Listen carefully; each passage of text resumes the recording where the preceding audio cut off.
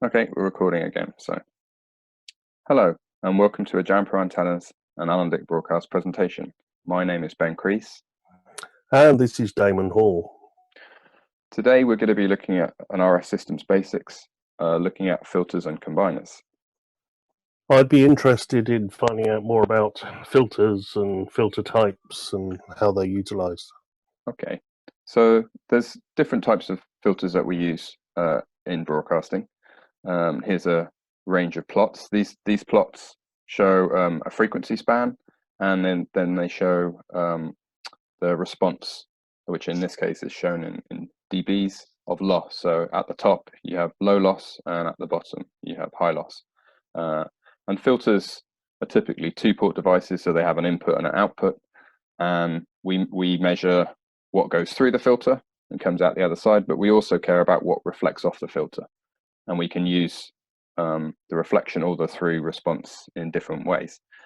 This particular graph, it shows both the through response, which is the red line, and the reflected response, which is the blue line. So in terms of types, we have three common types that we tend to work with.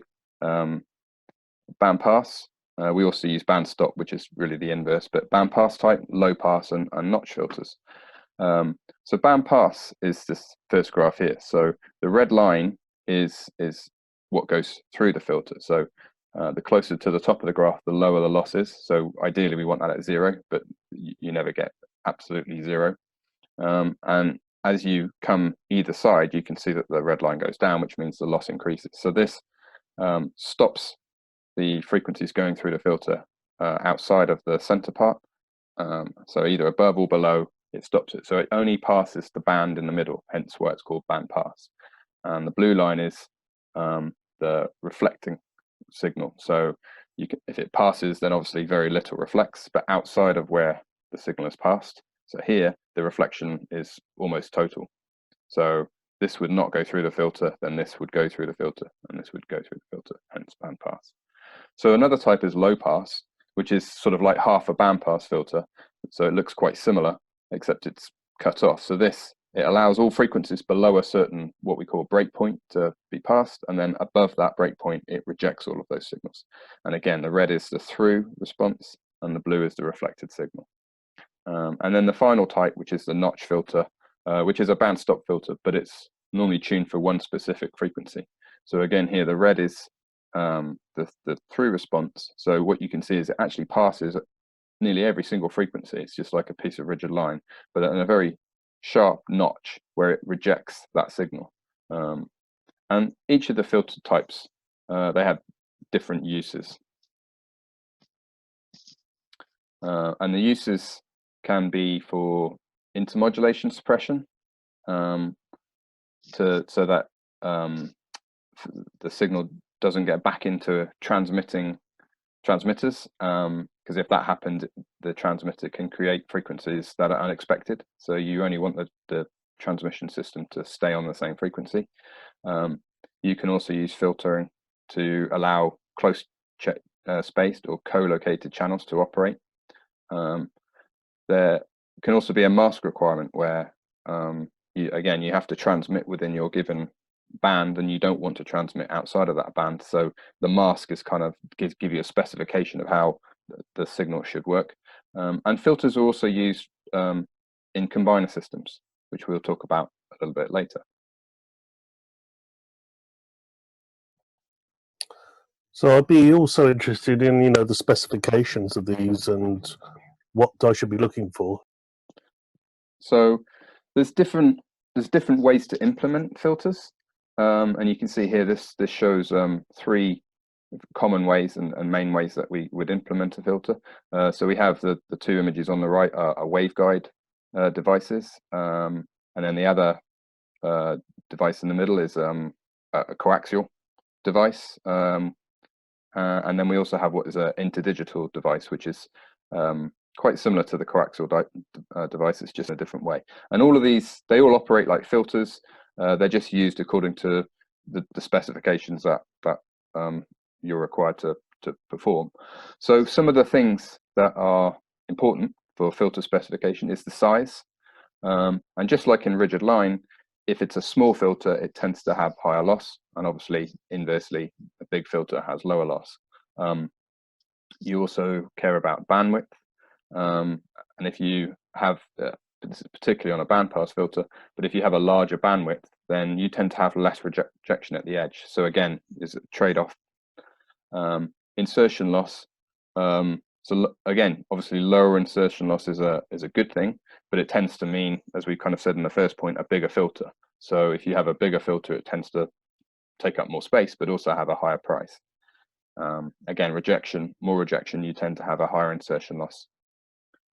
Group delay is another characteristic where that's important for some digital transmission. It's essentially its rate of change of phase, and it's kind of how quickly the phase of the response will change.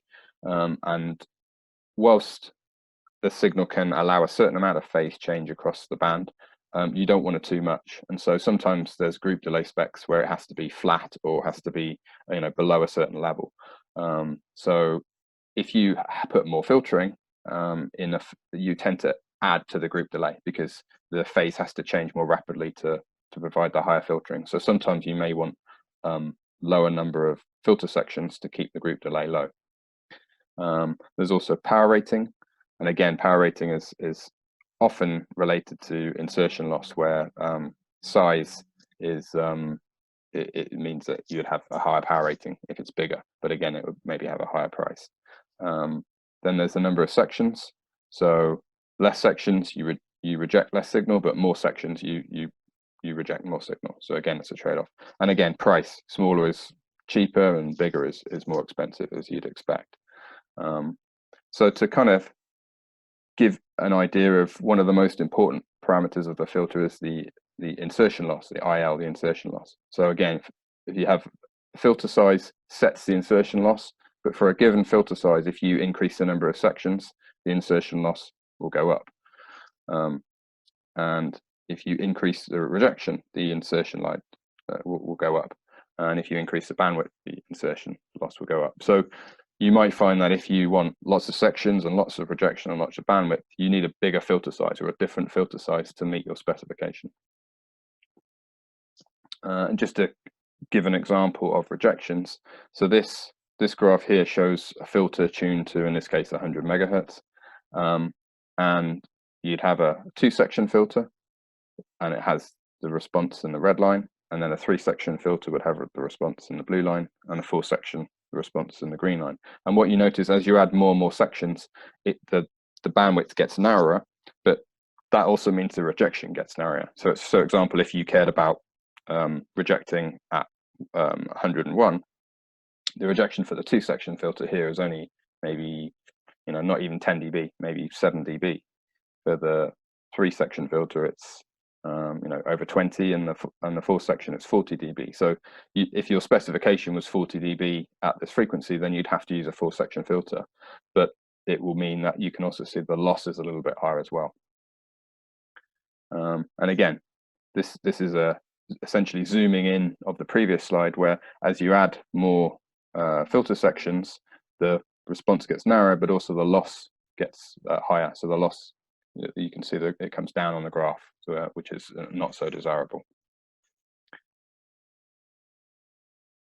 And here's some examples of some of the filters. So this is an RS coupled coaxial filter, which we call our model line is RCBC, and this particular one shown here is a 3-section filter for FM frequencies. And you can see this is a typical response. So it has rejection here, it has bandpass here with very low loss, and then rejection. And they tend to be symmetrical, almost identically symmetrical. And actually the filters, you can use them in either direction as well. They have the same response. And then just to give an idea, we have a range of FM filters starting at very small and going all the way through to much higher powers. These are all, as shown, 2-section filters. But we do 3, 4, and other numbers of sections. So this gives you an idea of kind of the size and the increased power over the range. We also have interdigital filters, which we call RCBI. These these we tend to use at low band VHF. The reason we use interdigital filters instead of RS coupled is because at lower frequencies we have to couple the energy between the different resonators. Physically, you have to make everything bigger to make the coupling, so you actually get everything closer together. So interdigital, you actually you help the coupling by putting the resonators closer together, essentially, and that's because the frequency is so low, and it allows the filters to be a bit more compact, but also tune up correctly. But they operate quite similarly in the way as the RS coupled filters. And again, we have a range of different powers and sizes according to your needs. And then we have filters for high band VHF. This is a 8-section filter as shown, and you can see the response. You can see the bumps on the return loss correspond to the number of sections. And you can see if you have 5 or 6 sections, it tends to be for what we call non-critical mask filtering, which is normally where you don't have adjacent channels. And then 7 or 8 sections is for critical filtering, where you typically have adjacent channels. And so we also have, as well as for high band VHF TV, we also have it for DAB. We have mask filters for DAB, similar sort of response. And this filter's a bit more interesting because it also has cross coupling. So when we have cross coupling, instead of, this is a 6-section filter, but we also couple between maybe, for example, cavity number 2 and cavity number 5, just a small amount. And when you do that, you can introduce these extra deep, they look like notches in the frequency response. And according to how you set the cross coupling, you can adjust the amount of these additional notches, and that just allows you to have a slightly steeper edge just in this location, which for some mask filtering is a requirement. So there's different trade-offs how that works, but it's just another technique to increase the filtering. And then we have just UHF coaxial filters. This is a small one that we do, up to very big, like waveguide devices here on the left. This is large cylindrical waveguide filters that can handle very high power. And so with the mask filters, as I said, the non-critical is kind of simpler, and you tend to look at 6 sections, maybe 5, and then critical is a more, also called stringent, is typically 8 sections. And you can have different types of configurations depending on the transmitter, but the thing to notice is that the mask is actually a transmission mask, so it's actually a combination of what the transmitter operates as and how the filter operates, because the transmitters, they don't tend to produce many frequencies outside of the channel that they're operating on, but just the way the transmitters work, they do produce a small amount of spurious emission, but it's at a low level, but not low enough for the actual transmission mask. So the filter then adds to how the transmitter operates, and then as a total, they meet the emission mask of both this. So it says here it's a combination of both the transmitter and the mask performance. So that's when you look at the transmission mask, you can see it's got very low numbers here. It's like minus, less than minus 80 dB on the band edge, and so sort of approximately half of that is from the filter and half of that is from the transmitter. And again, we have a range of UHF filters from small to large in coaxial, and then we also have waveguide filters as well. This is a 8-section cylindrical waveguide, and it can have very high power in this. It can have tens of kilowatts, and it has very low loss, and this particular cylindrical waveguide is dual mode, so each cavity actually has 2 modes of resonance. So physically it looks like 1 cavity, but it actually operates like 2.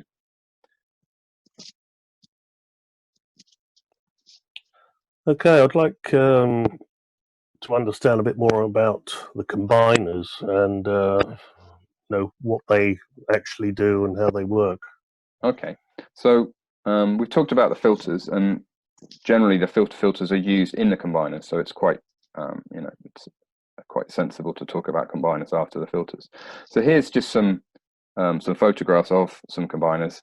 But what the purpose of the combiner really is to allow multiple frequencies and multiple channels to be transmitted from the same antenna. And so you literally combine those channels. So you may combine two, or you could combine more than two. It could be 3 or 4 or 5 or many channels. And what you kind of see in, for example, in this picture is different kind of modules, and you can see there's 1, 2, 3, 4 modules. So this is a 4-channel combiner, and so it has an input and it has an output, and it actually, it has 4 inputs and 1 output, and so all of the 4 frequencies get combined at the output, and they don't go back to the transmitters. They all go to the antenna. And there's different types of combiners. 2 of the most common ones are star point combiners, or also known as branch combiners, and we also have constant impedance combiners, which can be called balance combiners or CIM, CIF. It's just the same name for the same thing. So for a star point combiner, you use a single bandpass filter for each frequency, and you can see on the left you can have a 1 bandpass, 2 bandpass, and many bandpass. And the image on the right is for a 3-channel frequency, and so you can see 3 filters, and then literally a kind of a join of the 3 together in a kind of star type shape. And this the combiner works by having the correct line length between each of the filters, and depending on different frequencies you need different line lengths. So the star point tends to be fixed at, whilst the filters can be retuned, the actual star point design is fixed for the given combination of frequencies. So if you change those frequencies, you'd have to change the star point. So what's good about the star point is it's a lower cost solution, because you just have a single filter for each frequency, and it's kind of smaller. But the negatives are it's not easily expandable, because like I said, the star point actually kind of fixes the frequencies that it actually combines. And the way it combines is it doesn't have such good isolation compared to the next type of combiner that I'll show you, which is the constant impedance combiner. So again, there's different pros and cons for this type.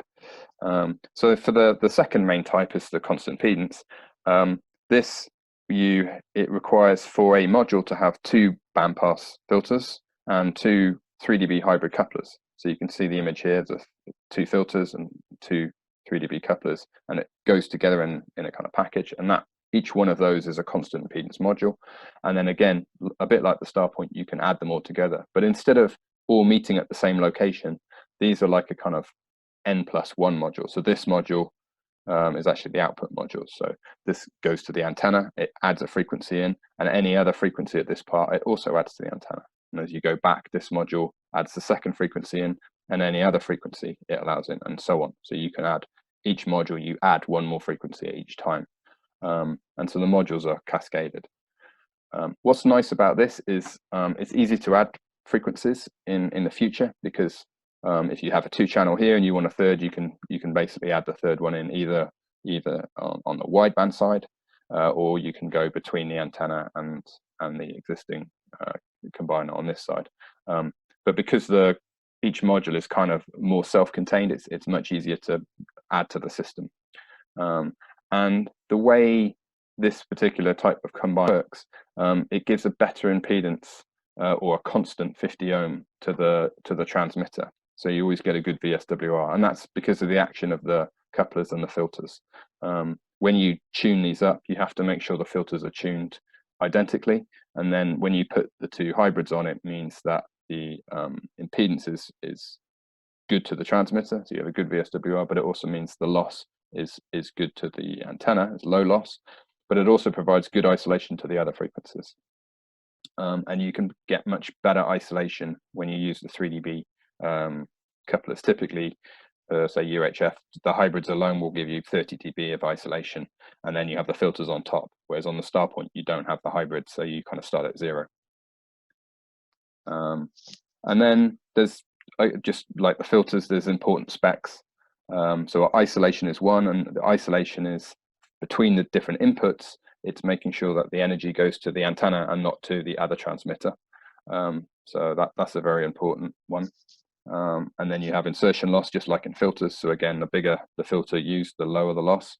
Again, you have group delay, which is the number of cavities and the tuning, and VSWR. And as I said, the VSWR on the star point, it's really dependent on the filter, whereas for a constant impedance combiner, the hybrids give a good impedance as long as the filters are tuned in the same way. So you can get maybe a better impedance overall. And that's about the end of the brief introduction to the filters and combiners. Thanks, Ben. Been updated. Thank you. Okay, well, hope you join us again soon, and thanks very much.